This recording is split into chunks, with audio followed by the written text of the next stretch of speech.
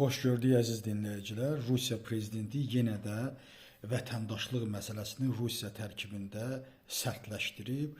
Artıq hər kəs hərbi komissarlıqdan keçməlidir və keçdikdən sonra təsdiqlənə bilər ki, ona vətəndaşlıq verilsin ya verilməsin və bunun da həddi artıq 18 yaşından başlayır. İkinci bir məsələ, mən istəyirəm sizlə bir müqayisə aparaq, dostlar. Bu günləri Rusiyanın, məsələn, biz danışanda ki, Rusiya məğlub olur. Niyə görə Rusiya məğlub olur ifadəsini işlədirik?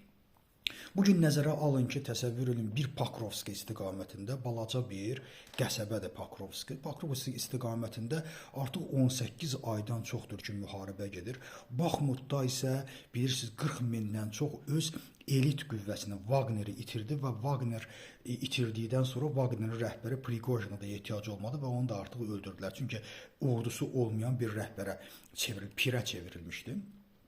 Digər bir mənalarda dediyim kimi bugün Rusiya 2014-cü ildə Krımı və Donbası alıb və 4 il ərzində cəmi cümlətanı 2-3% ərazi alıb. Dostlar, 2-3% ərazi.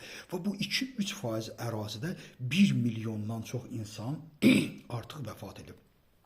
Mən istəyirəm sizlə bunu müqayisə edeyim. Siz bir anlıq fikirləşin, Azərbaycan 44 günlük müharibəsində Rusiya Azərbaycana müəyyən mənada yaşıl işıq yandırdı ki, bəli. Amma yaşıl işıq yandırmanın ən böyük səbəbi ondan ibarət idi ki, Rusiya düşünürdü ki, Saduqov kimi nə qədər əclaf deyirsən Azərbaycan ordusunun içinə yerləşdirilib, yuxarı eşelonlarda da Azərbaycan müharibəyə başlayanda eynən bu günləri Rusiyanın Pokrovskida, Baxmutda düşdüyü, necə deyirlər, palçığa Azərbaycan ordusu da düşəcək.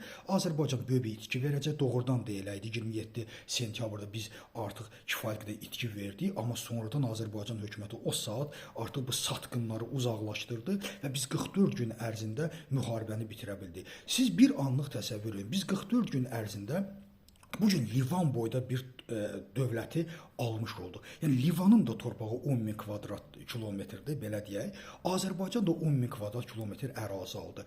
Livanda 6 milyon insan yaşayır bu 10.000 kvadrat kilometrdə. Siz bir anlıq düşünün ki, biz 3000 itki verdik. Allah şəhidlərimizə rəhmət eləsin. Rusiya fikirləşirdi ki, öz satqınları sayəsində biz ermənilərlə bir-birimizi qıracağıq.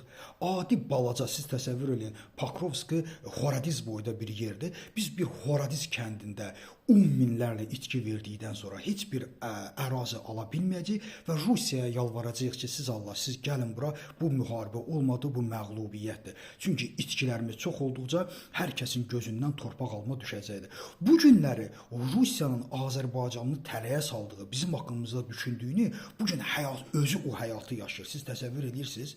Biz 3000 itki vermişik, amma Rusiya 2% torpaq almaq üçün 1 milyon 100 minə yaxınlaşan bir itki verib və bizim üçün düşündüyünü özü o bəlanın içinə düşdü. Ona görə bu günləri Trump deyir ki, ona nə lazımdır, verin cəhənnəm olsun, onun başı işləmir, Putin üçün deyir.